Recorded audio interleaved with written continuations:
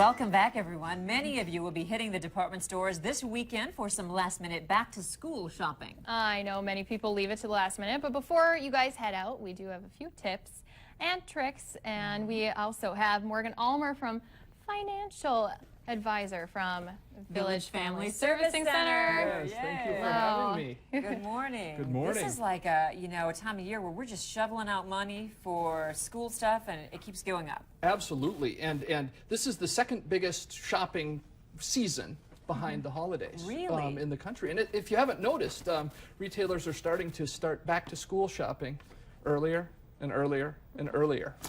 Some retailers are starting back-to-school sales in May. Oh, my goodness. And School's not even done. I know, school's just finishing. Let's get back to school right away. Wow. And you know, it's staggering how much money we spend as a country in terms of back to school shopping. In 2013, in the United States, we spent $72.5 billion in just back to school stuff. Wow.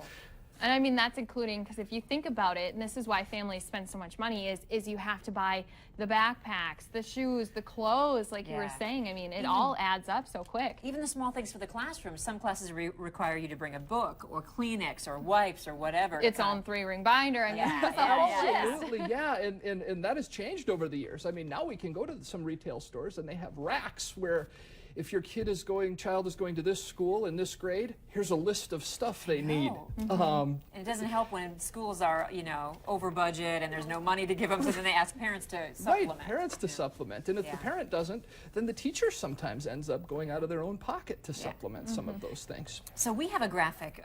There are so many different things, but you should lay out what you need to buy, right? Make a list. Absolutely, of everything. and that's not just with back-to-school shopping. That's with almost any type of shopping. Having a list is absolutely crucial. And not only having a list, but what happens is people don't stick to the list. They wander. And I know I'm going back a couple of days. You guys had on a financial guy talking about money issues, and he said needs versus wants. It's the same in back-to-school shopping. You have to determine what are your needs versus what are the wants, and trim your budget that way too. Maybe put things off until a later date. Yes. Okay, yes. but there are some great apps that you have told us about. There are. If you're shopping in the store, pull up your phone, download it, and figure it out, right? Download the app, and what these apps, I think we can demonstrate a couple of them. What these apps allow us to do is scan barcodes, and from what we've tried so far, what I've tried personally, it works on almost anything. It's hard to find something that it doesn't work on, and so it's a free app, and for those that aren't familiar, it's called Red Laser. Okay. It's completely free, and what you do is you go on, just as Andrea did, she scanned this Mead 5-star 1-subject notebook, and it tells you the prices. It'll tell you online prices. It'll tell you $521, $197. We can't quite see the small TV. Right. But here's the big one. But it'll tell you the prices, and then you can scroll down and see where are these items located and at what price are they located. You can go online. Right. Or you can go to Walmart. Oh, there we go. Hit the local button. Yeah, the local button shows the local stores that have these in stock and where you can get the best deal. And I'm not saying you have to jump in the car and drive there. Here's the other cool thing that most retailers are doing. Yeah. They are price matching. So if you can pull up this notebook, if you're at one retail store and it's $5, and the same thing is $2 at another store, you don't necessarily have to drive to that store. You can ask them to match the price. Oh, nice. And they almost always will do that. You just have to have it ready. Right, right.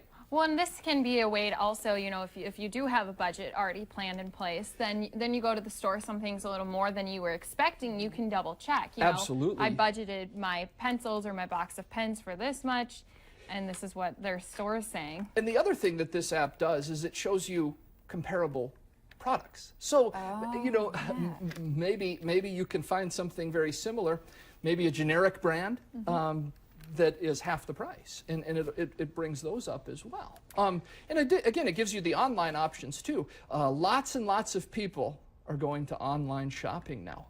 The last statistic were between 30 and 40% of people are doing most, if not all, of their school shopping, back to school shopping online. Well, and it makes sense because who really, even though it's a great idea to be in the store and scanning barcodes, who has time to run to all the stores to get, sometimes it's worth my time, you know, if I'm going to save $1.50 on the pencils, you know what, it's worth my gas to stay here and pick this one up right now. Right, let them send it Right. right to you. Yeah. But the thing to keep in mind with the online shopping is the shipping.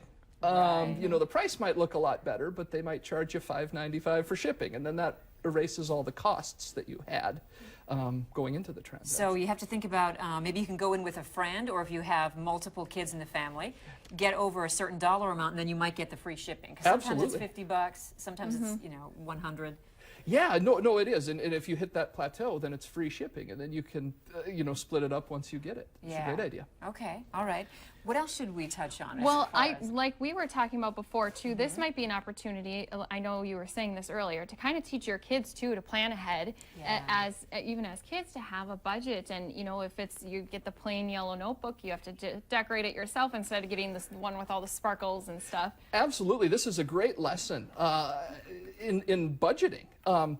Basically, take your kids, give them a dollar amount, and say, these are the things you need. And as I said earlier, if you want to buy the $60 pair of jeans, you're going to be wearing those for a week because all of your money's gone with just one item. Yes. And that teaches them some good money management. Again, going back to the needs versus the wants, and how to spread that money out in order to get everything that they need. Now again, just kind of remind me, this app that we use, the one that you can compare in stores. Yes. That was Red Laser. Red Laser. Red Laser. It's a free app, so there's no cost to it, and it's not the only one by any means. There are Right. some others out there. Cartwheel, Zoomingo, Shop Your Way. Those are all good ones. Yeah. Ibotta is another good one. Yeah, those are all good apps, and again, I look for the free to download apps. You shouldn't have to pay to download No. an app that you're trying to save money Right. using.